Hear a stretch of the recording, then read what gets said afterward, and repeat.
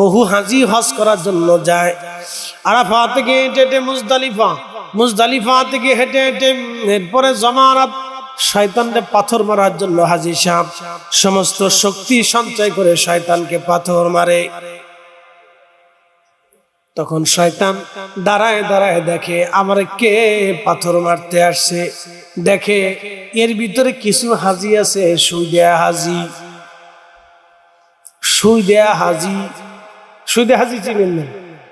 1 লক্ষ টাকা যারা 30,000 টাকা নেয়, 20,000 টাকা নেয়, টাকা নিবি, টাকা দিবি, বলে কত দিবি? 20 দিবি।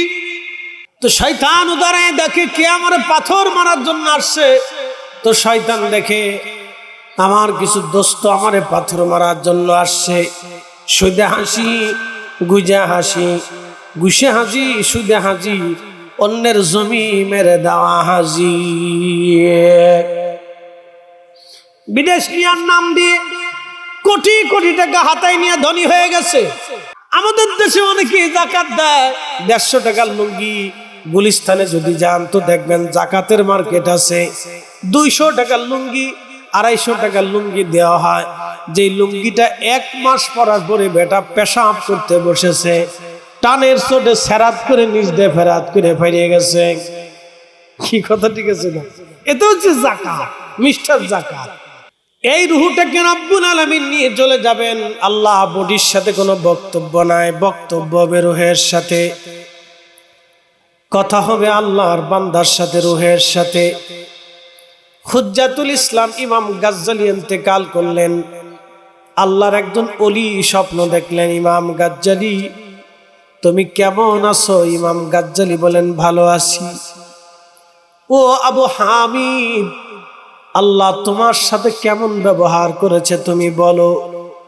ইমাম আবু হামিদ গাজ্জালি তিনি বলতেছিলেন, ও আল্লাহর ওলি, আল্লাহ আমাকে ক্ষমা করে দিয়েছেন, আল্লাহ আমাকে মাফ করে দিয়েছেন। একবার জোরে বলা যাবে কি মারহাবা? ভাটেরাবাসী ইমাম গাজ্জালি যার লকব হলো হুজ্জাতুল ইসলাম, যাকে ইসলামের দলিল বলা হতো।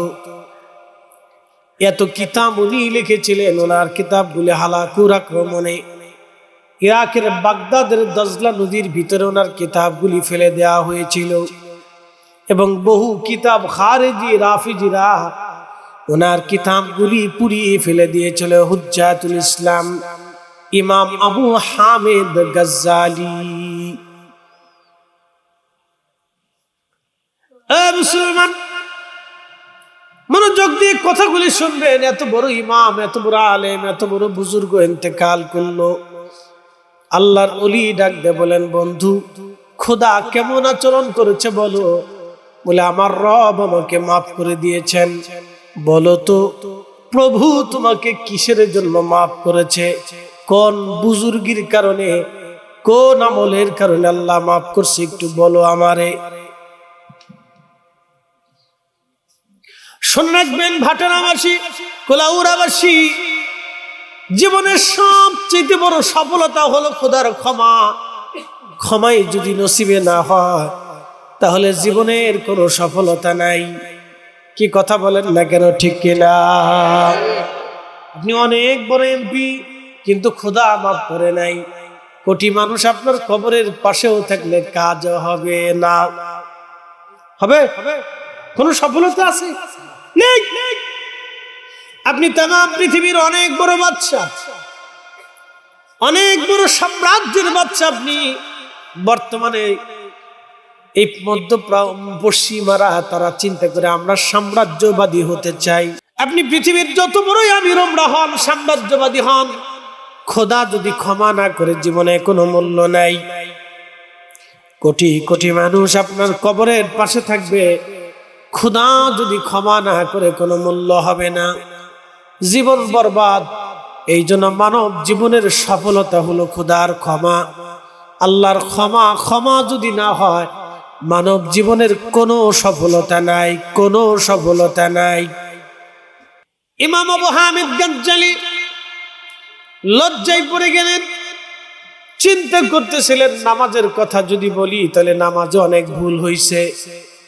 কারণ আমরা অনেক সময় আল্লাহর উদ্দেশ্যে নামাজ পড়ি না। কুল ইন্না সালাতি, বলো তো নামাজ আমি আল্লাহর জন্যে, ওয়া নুসুকি, কুরবানি আমি আল্লাহর জন্যে, ওয়া মাহইয়ায়া, জিন্দেগি আমি আল্লাহর জন্যে, ওয়া মামাতি লিল্লাহি রাব্বিল আলামিন, মৃত্যু আমি আল্লাহর জন্য, আল্লাহর জন্য।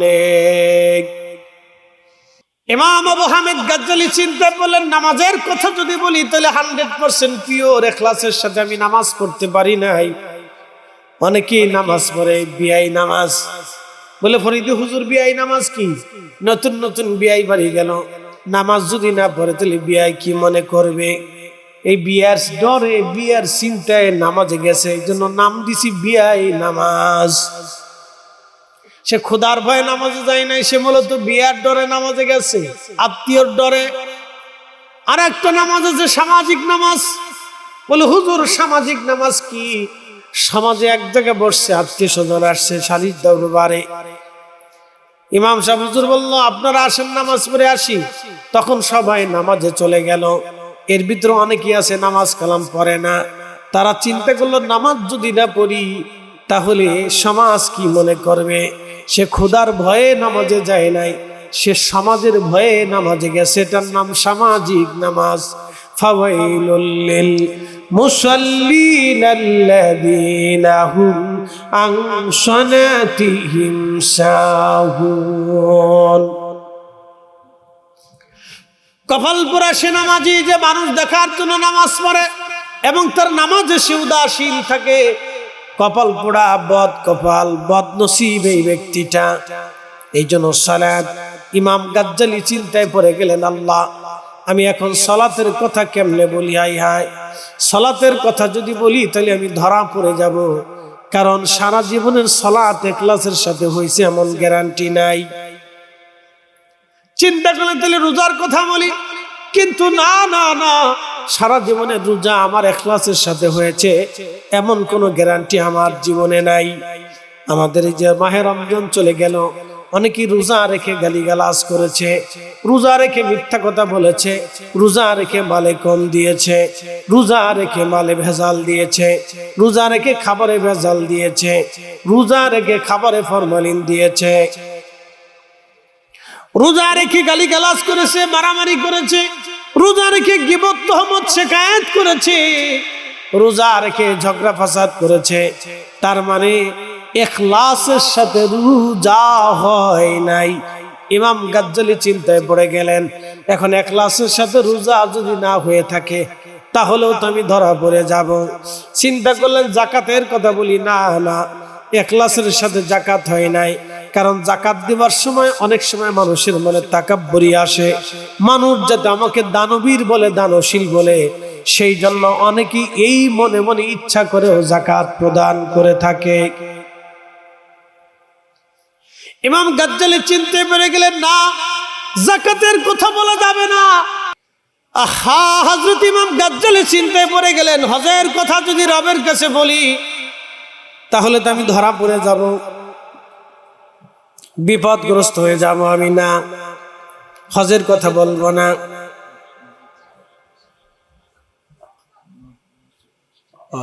ঠিক আছে, হজের কথা বলবো না। এখন যদি আমি তাহলে নামাজ গেল, রোজা চলে গেল, হজ চলে গেল, যাকাত চলে গেল, এই কথাগুলি কেমনে বলবো? ইমাম গাজ্জালী তখন চিন্তা করলেন, আল্লাহ আমার তো আর কোনো ইবাদত নাই, একটা মাত্র আছে। আমি সারা জীবনে ইখলাসের সাথে বিশ্বাস করেছিলাম ইলাহা ইল্লাল্লাহ, আল্লাহ ছাড়া আর কোনো মাবুদ নাই। একসাথে বলেন আছে। আল্লাহ ছাড়া কি আর মাবুদ আছে? আল্লাহ ছাড়া কোনো ইলাহ নাই, কোনো মাবুদ নাই। ইমাম গাজ্জালী রাহমাতুল্লাহ আলাইহি বলেন, আল্লাহ তুমি ছাড়া আর কোনো মাবুদ নাই, লা ইলাহা ইল্লাল্লাহ, এই তাওহীদের বিশ্বাস আমি আপনার কাছে নিয়ে আসছি। আল্লাহ এই বিশ্বাসটা আপনার কাছে সমর্পণ করলাম। আল্লাহ আমি আবু হামিদ আর কিছু আনতে পারি নাই, শুধু লা ইলাহা ইল্লাল্লাহ আপনার কাছে নিয়ে আসছি। জোরে সুবহানাল্লাহ। তখন আল্লাহ বলেন, আবু হামিদ তোমার কি মনে আসেনি সেই দিনের কথা? সকালবেলা বাসি দুধ পান করার পরে তুমি আর পেটের বাসি দুধ পান করার পরে তোমার পেটের মধ্যে ব্যথা শুরু হলো। তোমার মাদ্রাসার নিজামিয়া মাদ্রাসা, যে মাদ্রাসায় 60,000 ছাত্র পড়াশোনা করত, ওই জমানায় 60,000 ছাত্র, চারটি এখানে কথা নাই ইমাম গাজ্জালির, 60,000 ছাত্রের মতো প্রায় ওই জমানায় ইমাম গাজ্জালির মাদ্রাসায় লেখাপড়া করত। মাদ্রাসার নাম ছিল নিজামিয়া মাদ্রাসা। নিজামিয়া মাদ্রাসার অধ্যাপক ছিলেন, তিনি অধ্যক্ষ ছিলেন। নিজামিয়া মাদ্রাসার অধ্যক্ষ ছিলেন, প্রিন্সিপাল ছিলেন ইমাম গাজ্জালি। 60,000 ছাত্র ওনার সেই বিশ্ববিদ্যালয়ে।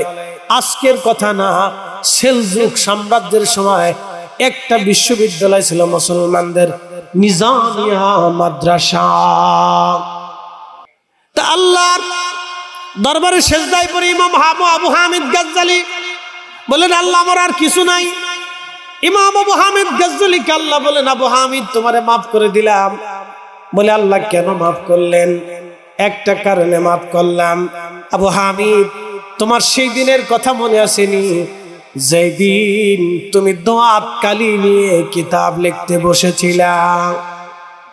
দোয়াত এবং কলম দিয়ে কিতাব লেখা হতো, ওই দোয়াত কলম দিয়ে তুমি লিখতেছিলা। আপনিও তো দোয়াত কলমের জমানা পাইছিলেন না? আপনারাও পাইছিলেন। আল্লাহু আকবার, যখন না মারহাবা। এই মুরব্বীরা আছে এখানে, দোয়াত কলমের জমানার মুরব্বীরা আছে না নি? দোয়াত কলমের জমানার এখানে ছাত্ররা বসে রয়েছে। এই বুলাবান জোরে খাও না আল্লাহু আকবার। এই দেখো দোয়াত কলমের ছাত্ররা বসে রয়েছে, দোয়াত কলমের জমানার ছাত্ররা। ওই সময় দোয়াত কলম দিয়ে লিখতো। আরে কি কষ্ট আছে। তো খুব মনোযোগ দিয়ে ইমাম গাজ্জালি দোয়াতের ভিতরে কলম ঢুকাইছেন কালি উঠানোর জন্য। ঠিক এমন সময় একটা মাছি উড়েছে, ওনার কালির পাশে বসে কালির পানি পান করতেছিল। ইমাম আবু হামিদ গাজ্জালি কলমটা সরান নাই, কারণ পানি পান করতেছে, তার পানি পানে ব্যাঘাত হবে, মাছিটা কষ্ট পাবে। তৃষ্ণার্ত মাছিরে পানি পান করানোর জন্য ইমাম আবু হামিদ গাজ্জালি কলমটা ওইভাবে ধরে রেখেছিলেন। আমার আল্লাহ ডাক দিয়ে বলেন, আবু হামিদ আমার সৃষ্টির প্রতি দয়া আমি আল্লাহর কাছে তখন ভালো লেগেছিল। একবার জোরে বলা যাবে কি আল্লাহু আকবার। আরে আবু হামিদ, আমার সৃষ্টির প্রতি তুমি সেই দিন দয়া করছিলা, একটা মাছির প্রতি তোমার দয়া আমি আল্লাহর কাছে এত ভালো লাগছে। আবু হামিদ, আমি আল্লাহ তোমারে দয়া করে ওই সময় তোমারে মাফ করে দিলাম। একবার জোরে বলবেন আল্লাহু আকবার। কি কথা কার লেখা আসেনি? সিস্টেম তাদের ভালো। 500 জনের কাছ থেকে টাকা নিবে, 2 লক্ষ করে যদি টাকা নেয় তো 10 কোটি টাকা। আদম দালালদের ব্যবসা খুব মারাত্মক। আমি সিন্ডিকেট ব্যবসা আপনাকে বুঝাই দিই। ও বিদেশি নেওয়ার নাম দিয়ে, ধরেন ইটালি নিবে, এটার নাম দিয়ে 500 জনের কাছ থেকে টাকা নিছে, 5 লাখ টাকা করে অগ্রিম, বুঝছেন? 100 জনের কাছ থেকে 5 লাখ টাকা করে নিছে, তাহলে কত হইলো? একবারে 5 কোটি টাকা। এই টাকা দিয়ে ও বিভিন্ন জায়গায় ব্যবসা করে। টাকার ব্যবসা আছে, আরো অনেক সিন্ডিকেট ব্যবসা আছে, তো ওরা করে। এদিক দিয়ে কিন্তু যে বিদেশ যাবে সে স্বপ্নই কে সার্ভিস দিয়ে খালি ঘুরতেছে। ভাই কবে? বলে টাইম লাগবে মিনিমাম 1 বছর, 6 মাস। তো 6 মাস পরে কয় ভাই এই তো ইটালি কি কোর্স করলি, আরো 6 মাস, তো গেছে আরো 6 মাস। 1 বছরে কিন্তু 2 কোটি টাকা ব্যবসা করে লিয়ে নিচ্ছে। তারপরে এদের টাকা ফেরত দিবে কেমনে জানেন? এই এখন 20,000 দিবে, পরের দিন 10,000 দিবে, তারপরে 30,000 দিবে, এরপরে 100% টাকা ফেরত দেয় না, 50% দেয়, 50% খালি ঘুরাইতে দেয়। ঘুরানোর ধাক্কায় ওই বেড়া এমন ব্রিটিশরাও শেষ করে যা হাঁটতে হয়নি। কি কথা কর না? এইভাবে ও টাকা নিয়ে গেছে 2.5 কোটি। এই কয়েক বছরে লাভ করছে আরো 2 কোটি, হয়ে গেছে 4.5 কোটি। ঢাকা শহরে বাড়ি একটা বানাইছে গোপনে, ওখান থেকে ওর মাসে ভাড়া আসে 3 লাখ টাকা মাসে। বুঝতে পারছেন? যে টাকায় কলা গাছ গুলি কেমনে আগুন হয়ে গেছে। এবার চিন্তা করলো, শরীর করে ওই চোরে আবার মক্কা শরীফে যায়, হজে যায়, শয়তানকে পাথর মারে। শয়তানে গা, আরে দোস্ত তুই নিয়ে আইছো তো আমার পাথর মারার লাগে। ভাই কে হুজুরে বুঝেন, আমরা বুঝি, সব বুঝি নিয়ে সব বুঝি। আমি এক দালালকে ধরে গেলাম যে ভাই এই নিয়ে ব্যবসা করেন, ও সিস্টেম কিন্তু আমি ভালো করে জানি। হুজুর কেমনে বুঝেন? বুঝি এমনি বুঝি, আঙ্গুল দিলেই বুঝি। এই সিস্টেমের অনেকই ব্যবসা আছে, আঙ্গুল ফুলে কলা গাছ হয়ে গেছে, অন কোটি কোটি টাকার মালিক হয়ে গেছে। মক্কা মদিনা যাইয়া শয়তানকে পাথর মারে, শয়তান হাসে কয় ওরে সিটার, তুই নিয়ে আইছো তো আমার পাথর মারা লাগে। দোস্ত শোনেন, এগুলি কিছু মানুষ আছে, আল্লাহ ভাইদের হেদায়েত করে, জোরে বলে না আমিন। প্রিয় উপস্থিতি হাজিরিন, ভালো করে শোনেন। এই মাদ্রাসা যিনি করেছিলেন তিনি নিজামুল মুলক আমির, উনি মাদ্রাসাটা করে দিয়েছিলেন, যে ওনার নামে দিয়েছিল নিজামিয়া মাদ্রাসা। তো খুব মনোযোগ দিয়ে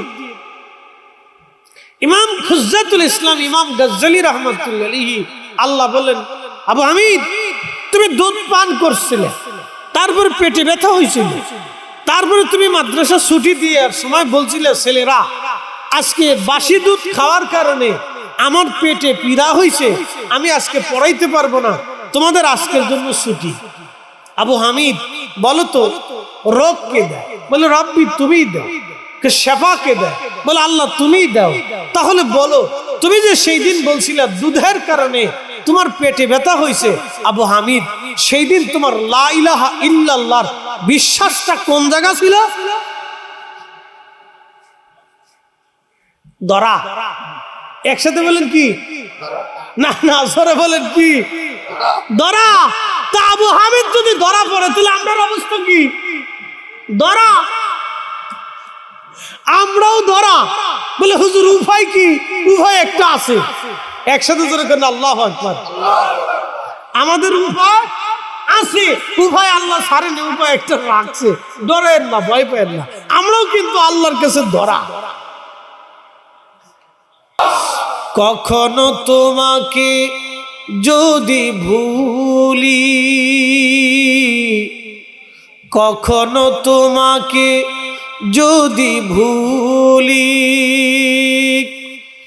হেদায়েতের আলো জ্বেলে নিয় কাছে তুলি,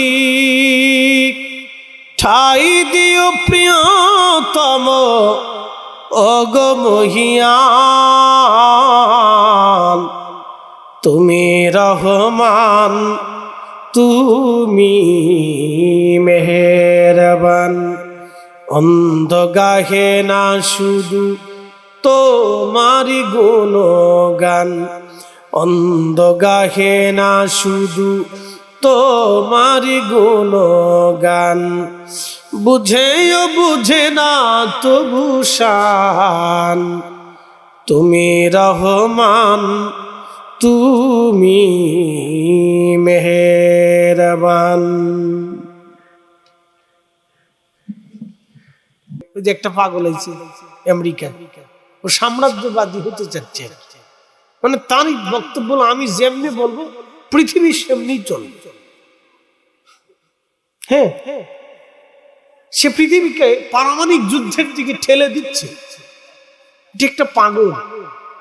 এই অসুস্থ মস্তিষ্ক যতদিন পর্যন্ত পৃথিবী থেকে না যাবে, শোনেন আল্লাহ রাসূল 1450 বছর আগে বলেছিলেন, উম্মত তোমরা শোনো, কিয়ামতের আলামত হচ্ছে পৃথিবীর নেতৃত্বে কিছু মানুষ আসবে, রাষ্ট্রপ্রধানরা আসবে, যারা অবাঞ্ছিত হবে, বেহাইয়া হবে, চরিত্রহীন হবে, এবং তারা হবে কি আপনার এই দুর্নীতিগ্রস্ত হবে, চোর হবে, ডাকাত হবে, খুনি হবে এবং লুচ্চা হবে। তারা কিয়ামতের আগে এরকম রাজা বাদশা হবে, আমির উম্মাহ হবে। কি ভাবতেছেন আপনি? ভাবেন আল্লাহ রাসূলের কথা সত্য হবে না? চির সত্য হবে। একটা ডাকাত, একটা খুনি, তেল চোর, সারা পৃথিবীতে খালি তেল চুরি করতে চায়, তার ধান দেয় তেল চুরি করে। প্রিয় উপস্থিতি হাজিরিন, খুব মনোযোগ দিবেন, এই দিকে যাব না আমি। আমার কি একটু চিনি ছাড়া চা দেওয়া যায়? হ্যাঁ, একটু চিনি ছাড়া দেন, আমি চিনি খাই না। এটার উপর সেচ্ছি, কমাই দিছে, মিষ্টি কমাই দিছে, বলে ডায়াবেটিস আছে। না, আমি কয়েকদিন আগে টেস্ট করছি ডায়াবেটিসের, ডাক্তার বললো আপনার ডায়াবেটিসের বুড়ার কাছে নেই। তেমন লাগছে ভালো। গাড়িতে বসে থাকা, মাহফিলে বসে থাকা, হাঁটাহাঁটি দৌড়াদৌড়ি খুব কম হয়, এই জন্য চিনি বাদ দিয়ে দিছি যে খাবো না, আগে থেকেই বয়কট। আমাদের দেশের সিস্টেম যদি আমরা চেঞ্জ করি, ধরেন যে সময় হঠাৎ করে ডিমের দাম বাড়ে, এসব আমরা আসলে ঐক্যবদ্ধ কোনো জাতি না, আমাদের কিন্তু কোনো ঐক্যবদ্ধতা নাই। ওই সময় যদি আমরা ডিম খাওয়া বন্ধ করে দিই, তাহলে দেখবেন হঠাৎ ডিমের দাম কমে যাবে। কি কথা কার নাকি? আমরা সারা বাংলাদেশের মানুষ ঘোষণা দেবো, যখন তেলের দাম বাড়বে ওই সময় আমরা তেল খাওয়া কমাই দেব, তেল কিনা বাধ্য দেবো, দেখবেন তেলের দাম অটোমেটিক কমে গেছে, ওর বাপ দেখে তেল বিক্রি করবে। কি কথা কার নাকি? সিস্টেম হলো এটা। আসলে আমরা ঐক্যবদ্ধ কোনো জাতি না, আমরা অনৈক্যবদ্ধ জাতি। দেখবেন এক গ্রুপ এক একজনের চেহারার সাথে কোনো চেহারার কোনো মিল নাই, তাল নাই, ভাষা সংস্কৃতির কোনো মিল নাই, এটা সিস্টেম ভিন্ন ভিন্ন। এক এক রকম, এক এক অঞ্চলের মানুষের অ্যাটিটিউড এক এক রকম, একবারে ভিন্ন ভিন্ন রকম। আমি সারা বাংলাদেশ ঘোরা মানুষ, তো সব জেলার ভাত আমার পেটের ভিতরে গেছে, সব দেশের মানুষের আচার আচরণ ব্যবহার চরিত্র আমার খুব ভালো করে জানা আছে। তবে আপনাদের সামনে প্রশংসা করবো না, আর দুনিয়া তো আসাদুল মিনাল ফাম, বেশি ফাম দেওয়া ভালো না। সিলেটের ভোলা 80 টাকার তোলা, আলহামদুলিল্লাহ জোরে বলে, সরাসরি বলিনি, আকার ইঙ্গিতে বলছি। তাহলে কেউ যে হুজুর ফার্ম মারতেছে, পাম না, সিলেট একটু ভিন্ন প্রকৃতির। একসাথে জোরে বলেন আল্লাহু আকবার। হ্যাঁ, একটু ভিন্ন। সারা বাংলাদেশের সব জায়গায় আল্লাহ আমার ঘুরতে সুযোগ দিছে, কম বেশি আমি দেখছি। তো যাক, খুব মনোযোগ দিবেন। তো যে কথা আমি বলছিলাম যে হযরতে হুজ্জাতুল ইসলাম ইমাম গজ্জালী রাহমাতুল্লাহ আল্লাহর ওলিকে বলতেছে, বন্ধু আল্লাহ আমাকে মাফ করে দিয়েছে। বলে কিভাবে মাফ করছে, তুমি কি বলবা? বলে শোনো, আমি যখন রবের কাছে চলে গেলাম, আল্লাহ আমাকে ডাক দিয়ে বলেন, আবু হামিদ, তুমি তো দুনিয়াতে আমি তোমারে পাঠাইছিলাম, তো তুমি দুনিয়ার থেকে আমি রবের জন্য কি নিয়ে আসছো? কি জবাব দেব? ছেলে বাবা বিদেশ গেলে, ছোট্ট ছেলেটা, তারে খুশি করার জন্য বাবা অনেক কিছু কিনে নিয়ে আসে না? চাকরি যত কমই করুক, যত পরিশ্রমী হোক, শেষ সময় তার 5 বছরের ছেলেটা বাবার দিকে চেয়ে থাকবে, মেয়েটা চেয়ে থাকবে। বাবা যত কষ্টই হোক, কিছু না কিছু উপটোকন ছেলে আর মেয়েটার জন্য খুশি হওয়ার জন্য বাবা নিয়ে আসে। কারণ মেয়েটা দৌড়ে এসে বাবার সামনে দাঁড়াবে, জিজ্ঞেস যদি করে বাবা কি আনছে, তো কিছুই যদি দিতে না পারে, তো বাবা লজ্জিত হবে। তো খোদা রব্বে করিম তার দরবারে নিয়ে আমরা জিজ্ঞেস করবে, বান্দা তোমাকে দুনিয়াতে পাঠিয়েছিলাম, আমার জন্য কি নিয়ে আসছে? আহা, কি জবাব সে দিন বলেন তো। এটা একটা প্রেমের কথা। একসাথে বলেন তো আলহামদুলিল্লাহ। ম্যাক কার? আমরা কার? মাহফিল কার? তুলি চিন্তার কারণ। কথা ঠিক আছে নি? কোন চিন্তার কারণ নাই, কোন চিন্তার কারণ নাই, নিশ্চিন্তে বসে থাকে। ওটা চিন্তা আমাদের করতে হবে না। মেঘ দেখে কেউ করিস নে ভয়, মেঘের কোলে রোদ আসে। বিমানে যখন যারা উঠেছেন তারা দেখছেন মেঘের উপর দিয়ে বিমান উড়ে, অর্থাৎ মেঘের উপরে আর কোন মেঘ নাই, ওটা ফাঁকা।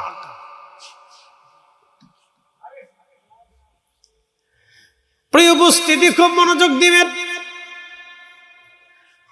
শয়তানি চিন্তা করে, ওরে আমার থেকে তুই কত বড় সিট আছে, আমি 9 লক্ষ বছর ইবাদত করছি কিন্তু সেটারই করি। এতে 60 বছরের জিন্দিগি একটা জাকাত আল্লাহ রাস্তায় দিবে, তার ভিতরে এটা 2 নম্বরের সিন্ডিকেট ভেজাল বেড়াই দিচ্ছে, 2 নম্বর কাপড় ঢুকে দিচ্ছে। এই জন্য জাকাত এইভাবে হয় না, ভালো মাল দিকে জাকাত দিতে হয়।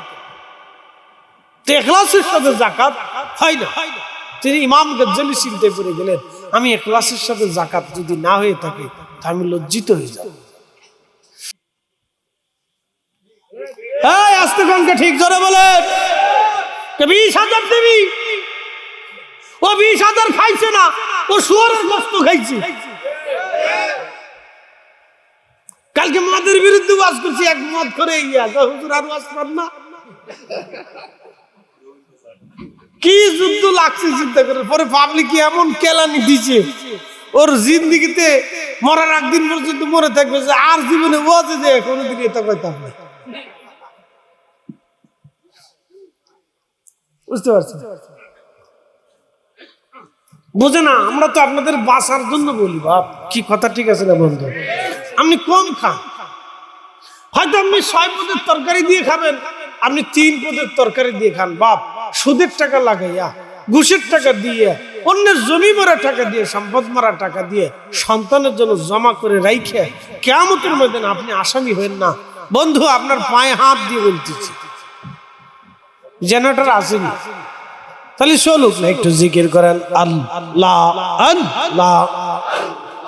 রাখো গাছ তহলাতে কাউকে রাখো বালাখানায় আল্লাহ, কাউকে রাখো গাছ তহলাতে কাউকে রাখো বালাখানায় আল্লাহ।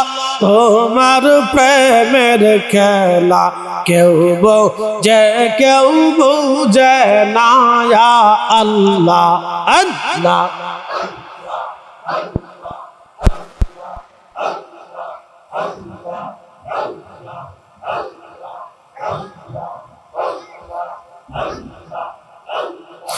ইউনুস তোমার নবী ছিল, মাসে তারে গিলে ফেলল। ইউনুস তোমার নবী ছিল, মাসে তারে গিলে ফেলল। মাসের পেটে রইলেন ইউনুস, হজম কেন হইল না আল্লাহ। মাসের পেটে রইলেন ইউনুস, হজম কেন হইল না আল্লাহ। তোমার প্রেমের খেলা কেউ বোঝে কেউ বুঝে না আল্লাহ আল্লাহ।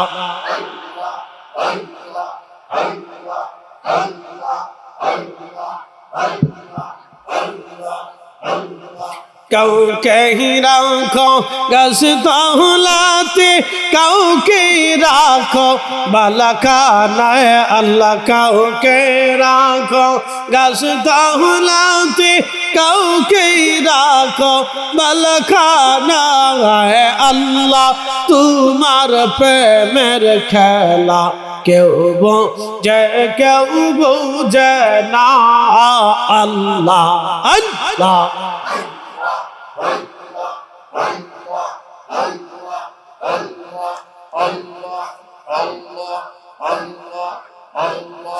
লা ইলাহা ইল্লাল্লাহু মুহাম্মাদুর রাসূলুল্লাহ সাল্লাল্লাহু আলাইহি ওয়াসাল্লাম।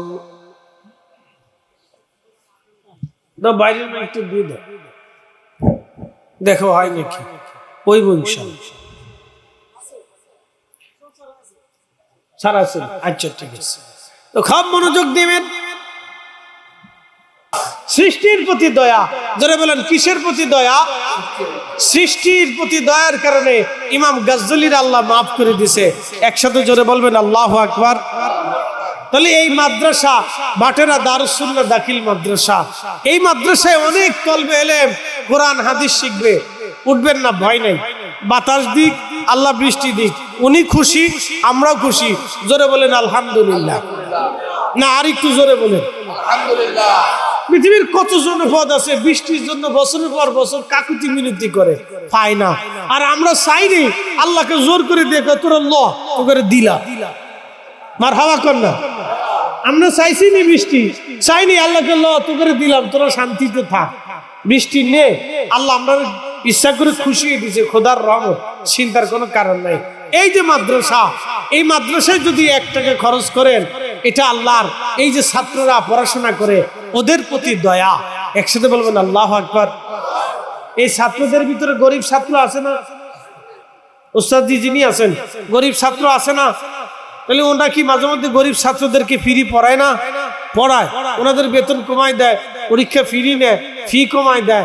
এতিম যারা আছে তাদেরকে অনেক সময় মাফও করে দেয়, ক্ষমা করে দেয়, যে তোর টাকা লাগবে না, তারপরে তোরা পড়ে যা। এই যে সবাই মিলে ওই ব্যক্তির প্রতি দয়া করছেন, মনে রাখবেন আল্লাহর দয়া আপনার থেকে 99 গুণ বেশি। যখনই দয়া করবেন, এহসান বিল এহসান, ঠিক তখনই আল্লাহর কাছে দয়া লাগবে। যখনই দয়া লাগবে তখনই সারা জীবনের আমল হোক বা না হোক, ওই দয়ার কারণে আল্লাহ সেই দিন ডাক দিবে, বান্দা দয়া করছিলা, আমিও দয়া করলাম, যাও তোমার মাফ করে দিলাম। সুবহানাল্লাহ। আজকে মাদ্রাসার জন্য আমার আগে হযরত কালেকশন করেছেন। আমি এখন আপনাদের কাছে কিছু চাবো। রাত গভীর হয়ে গেছে, বৃষ্টি বাদল, তারপরে অনেক দূর থেকে বাহির থেকে অনার লোক আসবে না। তারা চিন্তা করবে বৃষ্টি যেহেতু হয়েছে তা আমরা চলে যাই। তো অনেকে চলে গেছে, আপনারা ভিতরে যারা আটকা পড়ে গেছেন তারা আল্লাহর রাস্তার কোনো সুযোগ নেই। অনেকে চিন্তা করছেন এখন তার যাওয়া যাবে না, কি আর কোনো বসেই থাকি। তো অসুবিধা নেই, বসে থাকেন, যেভাবে বসেন কাজে লাগবে। এই যে মাহফিলে বসছেন, কিয়ামতের ময়দানে আল্লাহর হয়তো দয়া লাগবে, বান্দারে তোরা চারপাশে বৃষ্টি ছিলি, বাড়ি ঘরের চিন্তা বাদ দিয়ে তোরা বসেছিলি, যা আমি তোকে দয়া করলাম, মাফ করে দিলাম। একসাথে বলবেন আল্লাহু আকবার। মাফ করে কে? জোরে বলেন, মাফ করে কে? মাফ চাবে কে? এটাও নিয়ে আল্লাহ চাইতো।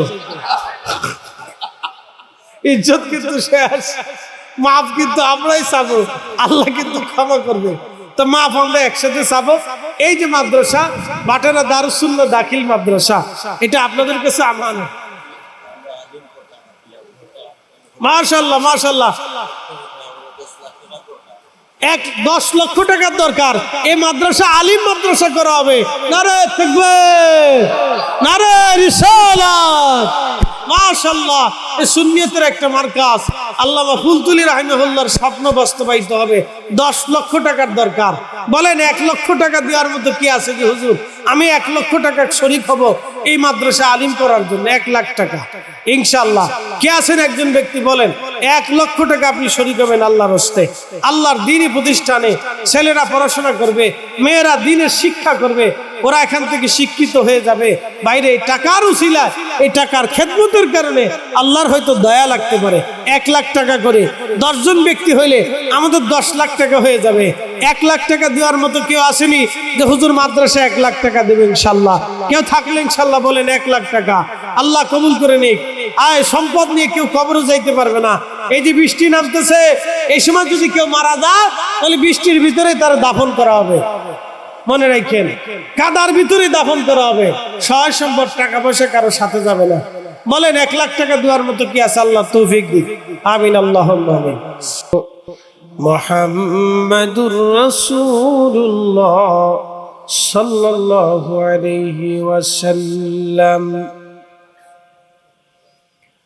ভাটেরা দারুস সুন্নাহ দাখিল মাদ্রাসার উদ্যোগে এই মাদ্রাসার বাৎসরিক ওয়াজ মাহফিলের সম্মানিত প্রধান অতিথি আল্লামা নজমুদ্দিন চৌধুরী সাহেব মাদ্দাজিল্লাহুল আলী সাহেব জাদায় ফুলতুলি,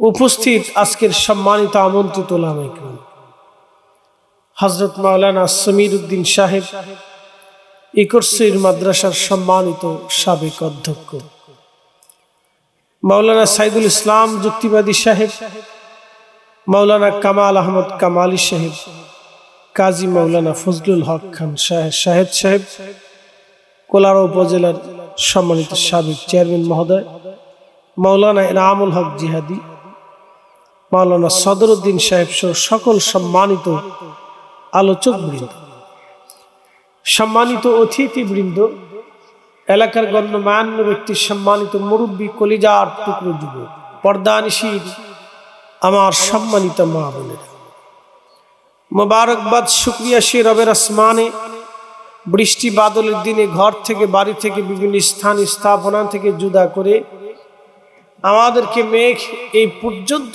মুক্ত রেখে আল্লাহর বেহেশতের বাগানে বসার সুযোগ করে দিল। সেই জন্য মনিবের আসমানে বুলন্দ আওয়াজে আমরা একসাথে বলি আলহামদুলিল্লাহ। শুকরিয়া করি সেই রবের আসমানে যিনি শ্রেষ্ঠতম নবী, সর্বকালের সর্বশ্রেষ্ঠ মহামানব, ইমামুল মুরসালিন, রাহমাতুল লিল আলামিন, সাইয়্যিদুল কাওনাইন ওয়াস সাকালাইন, সৃষ্টির শ্রেষ্ঠ নবীর উম্মত অনুসারী হিসেবে আল্লাহ আপনাকে এবং আমাকে পছন্দ করেছেন। সেই জন্য আল্লাহর আসমানে আবার বুলন্দ আওয়াজে একসাথে আবার বলি আলহামদুলিল্লাহ।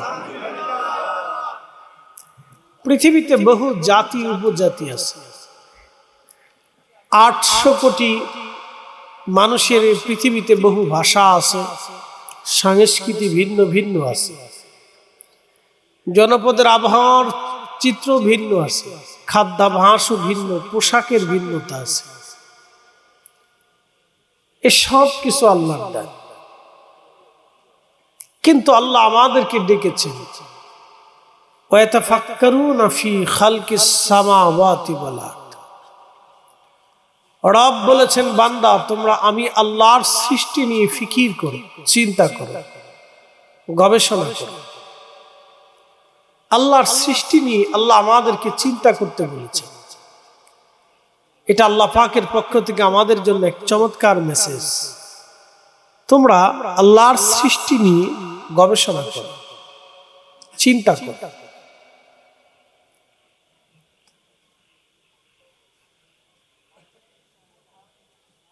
রব্বানা খালাকতা মাহাযা বাতিলা। চিন্তা করার পরে তুমি বলবে, হে রব, আপনি কোনো কিছুই আপনি বিনা কারণে সৃষ্টি করেন নাই। একসাথে বলবেন আল্লাহু আকবার। না হয় না, আরেকটু জোরে আল্লাহু আকবার। বিজ্ঞানীদের সৃষ্টি নিয়ে গবেষণা আছে। বিজ্ঞানীরা গবেষণা করতে করতে বর্তমান পৃথিবীর 4 লক্ষ প্রজাতির জীব এবং জীবন তারা খুঁজে পেয়েছে।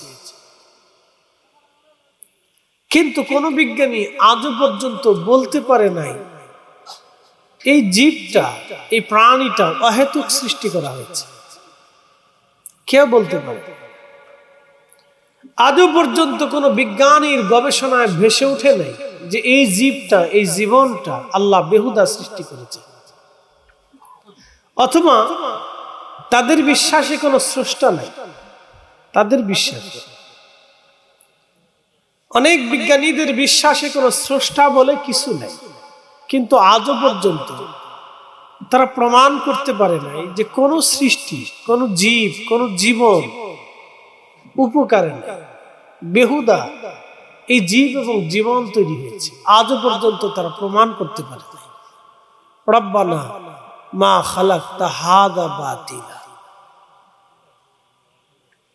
1450 বছর আগে আল্লাহ বললেন, তোমরা গবেষণা করো, ফিকির করো, চিন্তা করো, এরপরে তোমরাই বলবে, হে রব, আপনি কোনো কিছুই বিনা কারণে সৃষ্টি করেন নাই। কোনো না কোনো কারণের প্রেক্ষিতে আপনি জীবন এবং জীবগুলি আপনি সৃষ্টি করেছেন।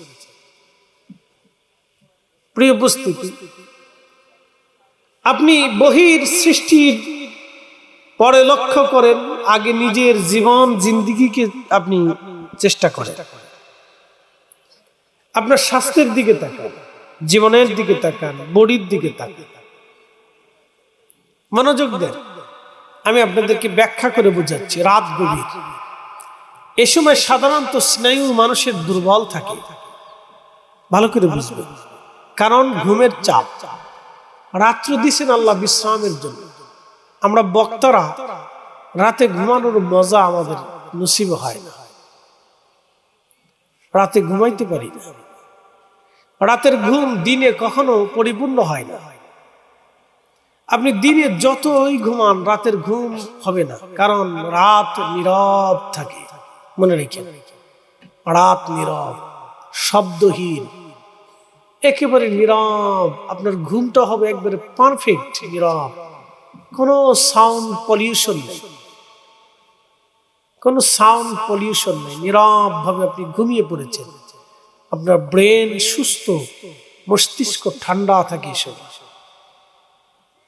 কিন্তু দিনের বেলা যদি ঘুমান, চারিপাশের বিভিন্ন আওয়াজ, শব্দ আপনার কানে ভেসে আসতে থাকবে। সূর্যের আলো আসবে, আপনার ঘুম পারফেক্ট হবে না, আরাম সুন্দর হবে না। আমার দিকে তাকান, এই যে মানব বডি, মানুষের দেহ, দুইটা চোখ না থাকলে, রুহু থাকলে মানুষ বেঁচে থাকে। দুটি কান না থাকলে, রুহু থাকলে বেঁচে থাকে। দুটি হাত না থাকলে, রুহু থাকলে বেঁচে থাকে। দুটি পা না থাকলে, রুহু থাকলে বেঁচে থাকে। কারো দুইটাও চোখ নাই, দুইটা কানও নাই, দুইটা হাতও নাই, দুইটা পাও নাই, কিন্তু রুহু আছে, জীবন আছে, বেঁচে আছে। রুহু যদি না থাকে, তাহলে চোখ, কান, হাত, পা, অঙ্গ প্রত্যঙ্গ সব অচল। এবার বলেন, দেহ দামি না রুহু দামি? একসাথে বলেন, জোরে বলেন, দেহ দামি না রুহু দামি? রুহু দামি। তাহলে রূহ আল্লাহ সৃষ্টির এক অপরিসীম কুদরত। আপনি আপনার নিজের দিকে তাকান। আমার ওয়াজের মূল প্রতিপাদ্য আমি আপনাদেরকে নিয়ে আসছি, 3.5 ঘন্টার ওয়াজ আমি 10 মিনিটে শেষ করে দিচ্ছি। দেখেন, 3.5 ঘন্টার ওয়াজ আমি 10 মিনিটে শেষ করে দিচ্ছি। ভালো করে বুঝেন, দেহের থেকে রুহু দামি। রুহু আছে, জীবন আছে, রুহু আছে, সম্মান আছে, রুহু আছে, প্রধানমন্ত্রী আছে, রুহু আছে, সেনাপতি আছে, রুহু আছে, সম্মান আছে। রুহু নেই, আস্তে করে আপনারা কবরের ভিতরে দিয়ে দেন। কি কথা ঠিক আছে কিনা? কোনো দাম নাই, আপনারা আর ঘরে রাখবেন, আর ঘরে রাখতেই পারবেন।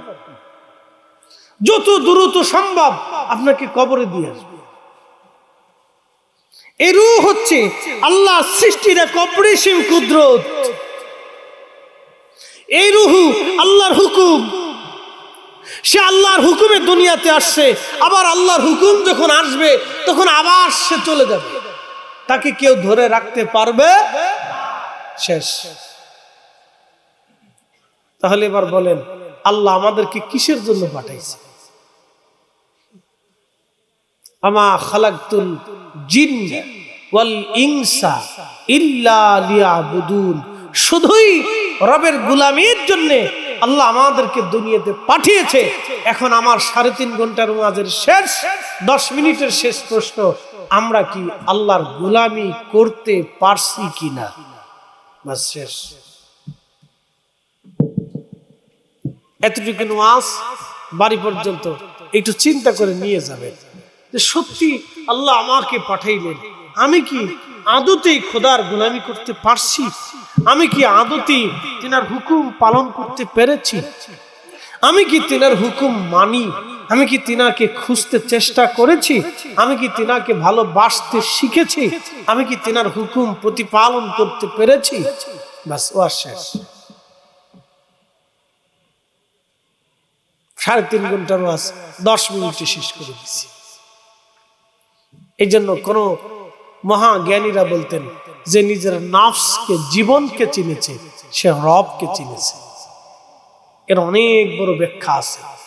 যে নিজের নফসকে চিনেছে, জীবনকে চিনেছে, সে রবকে চিনেছে। প্রিয় উপস্থিতি হাজিরিন,